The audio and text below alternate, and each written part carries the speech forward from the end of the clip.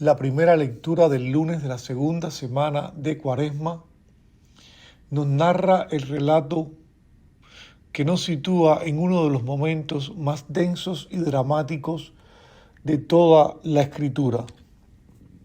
El pueblo recién liberado descubre que la libertad no elimina de inmediato el miedo. Frente al mar y perseguidos por el ejército del faraón, los israelitas experimentan la tensión entre promesa y realidad. La esclavitud ha quedado atrás, pero la amenaza todavía respira en su nuca. El texto pertenece al libro del Éxodo, donde la historia se convierte en teología narrada. El pueblo clama, pero su clamor está mezclado con nostalgia por Egipto. Es la paradoja humana. Preferimos la seguridad de la servidumbre a la incertidumbre de la libertad. El miedo de Israel no es solo ante los carros del faraón, es el vértigo de tener que confiar. Entonces aparece la voz de Moisés: no temáis, estad firmes y veréis la salvación.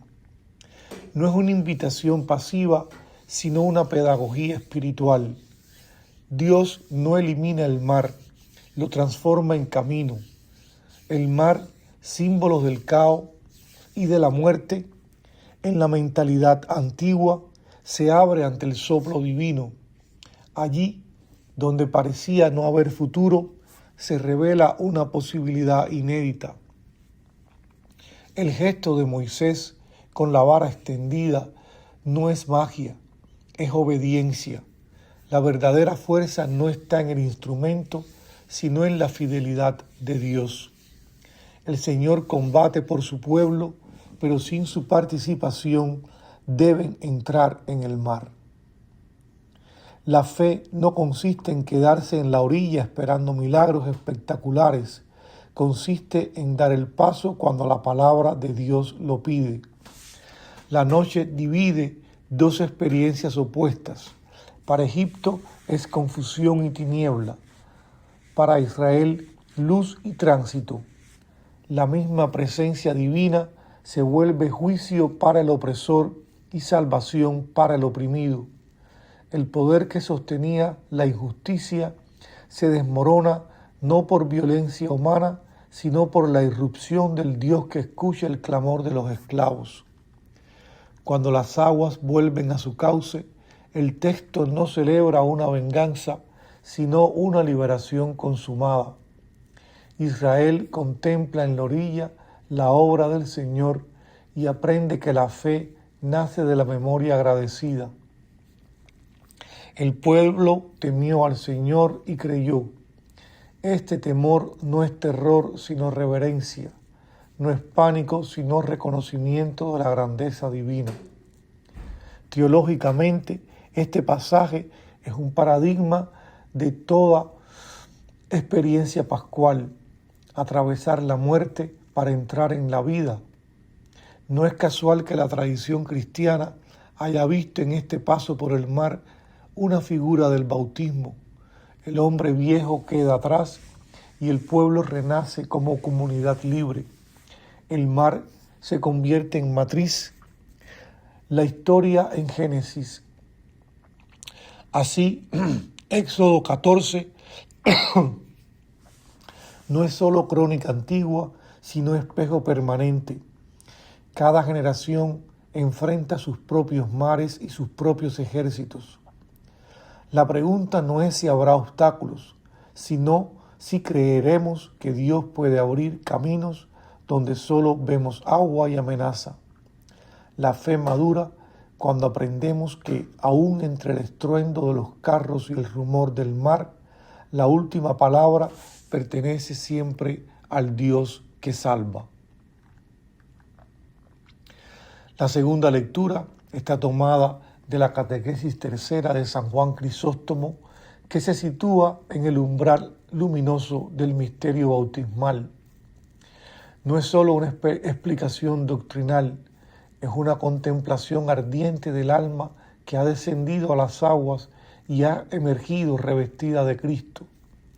En estos párrafos, el obispo de Constantinopla no argumenta, proclama, no define, canta. Crisóstomo contempla el bautismo como una sepultura y un nacimiento. El hombre viejo queda sumergido como en una tumba, pero no para la corrupción, sino para la transfiguración. En el descenso al agua se realiza una Pascua personal, morir con Cristo para levantarse con Él. El agua no es simple elemento natural, es seno materno y sepulcro glorioso, matriz del hombre nuevo. Así el cristiano no solo recibe un rito, sino una identidad. El lenguaje del Santo Padre es profundamente bíblico y nupcial. El bautizado aparece como quien ha sido revestido de una vestidura real. No se trata de un símbolo externo, sino de una transformación ontológica.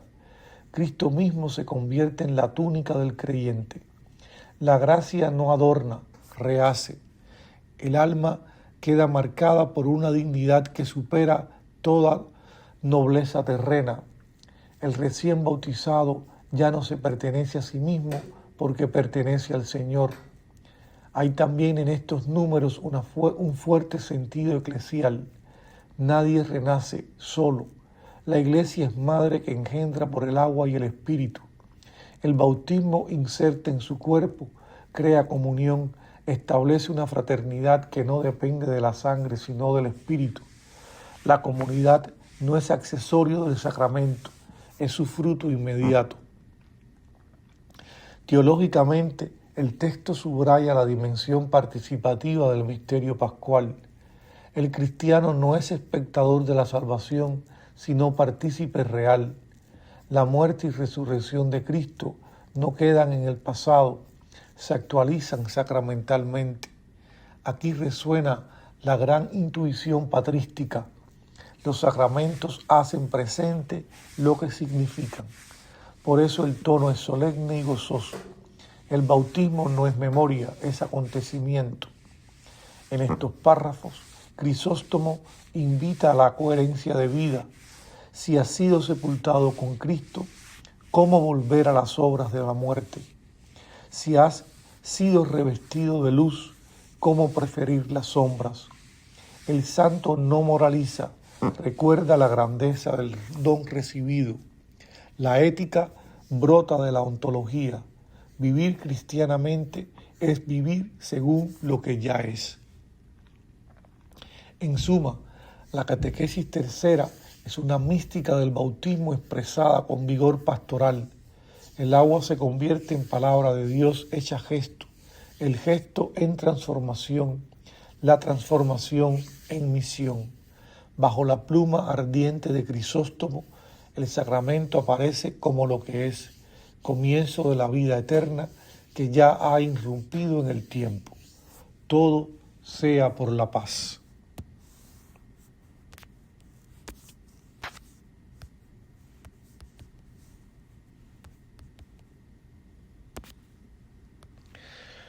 Primera lectura del libro del Éxodo.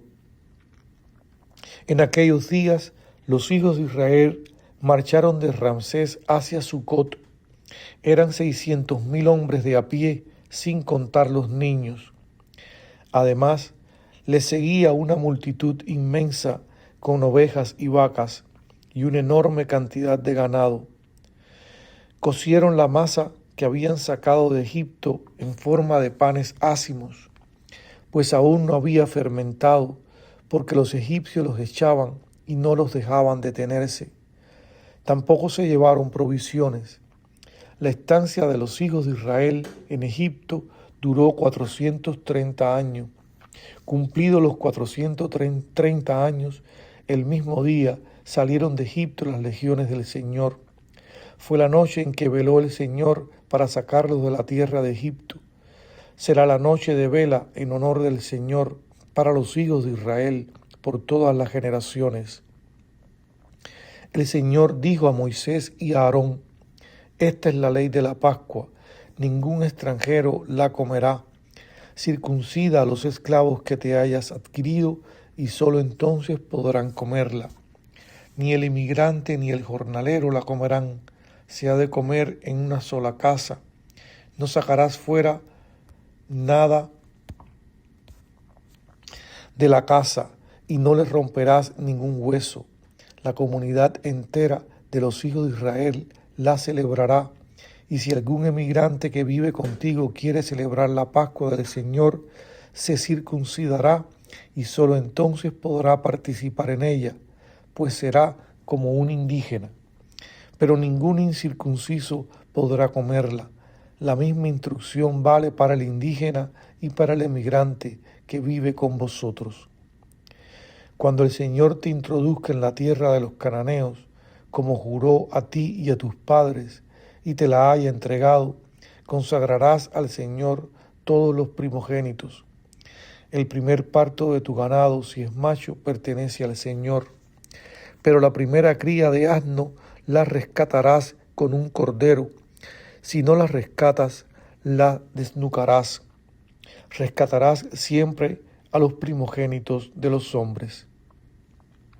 Y cuando el día de mañana tu hijo te pregunte, ¿qué significa esto?, le responderás, con mano fuerte nos sacó el Señor de Egipto, de la casa de esclavitud. Como el faraón se había obstinado en no dejarnos salir, el Señor dio muerte a todos los primogénitos de la tierra de Egipto, desde el primogénito del hombre al del ganado. Por eso yo sacrifico al Señor todo primogénito, macho del ganado, pero a los primogénitos de los hombres los rescato. Esta será como señal sobre tu brazo y signo en la frente de que con mano fuerte nos sacó el Señor de Egipto. Fin de la primera lectura.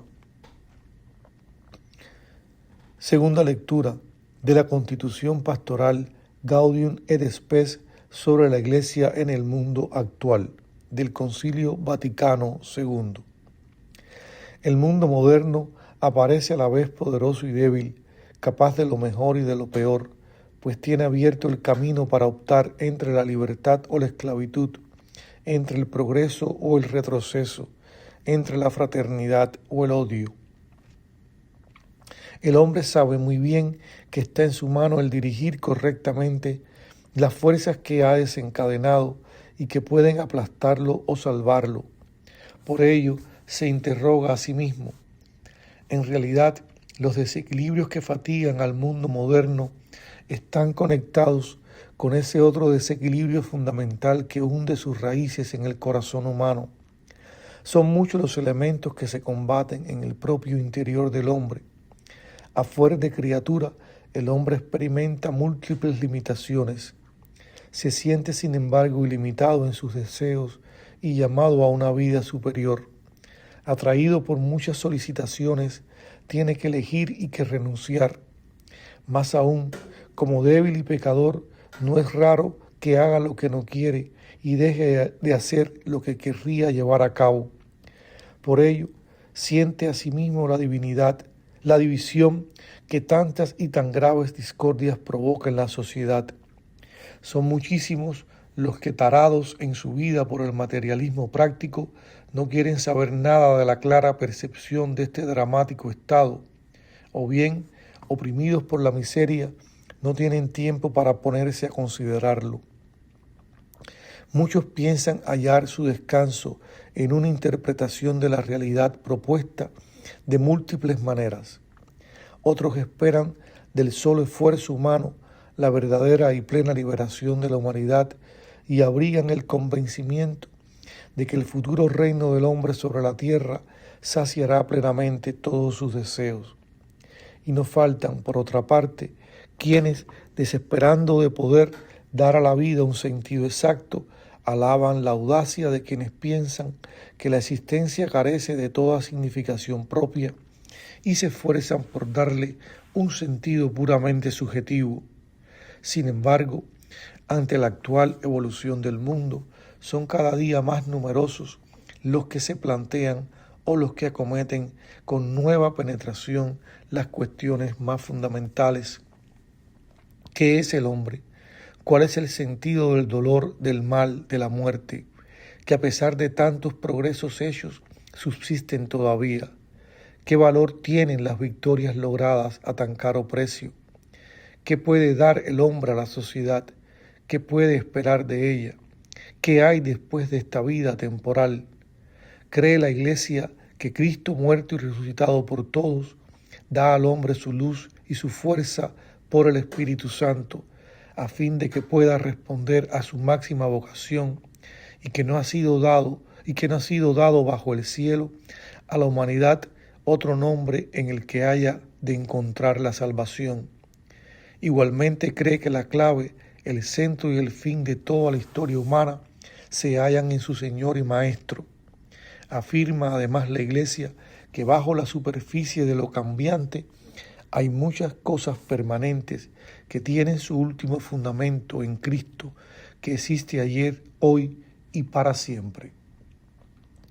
Fin de la segunda lectura. Dios Padre bueno, que en el bautismo has revestido de Cristo a tu siervo Pedro Arrupe y lo llamaste a su seguimiento en su suma pobreza espiritual en la compañía de Jesús, escucha benigno nuestra oración. Él se entregó a ti plenamente como misionero y guía de sus hermanos, tanto en la salud como en la enfermedad. Movido por el Espíritu Santo, lo has puesto al servicio de la fe, convirtiéndolo en maestro de discernimiento y dócil servidor de la justicia del reino.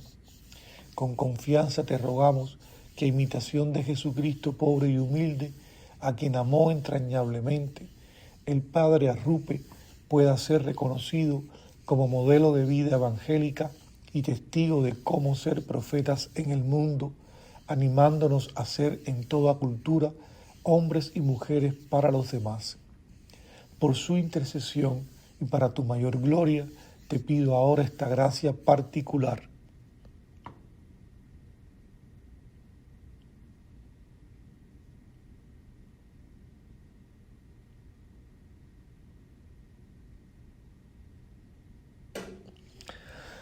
Que desees concederme para tu servicio y alabanza. Por Cristo nuestro Señor. Amén.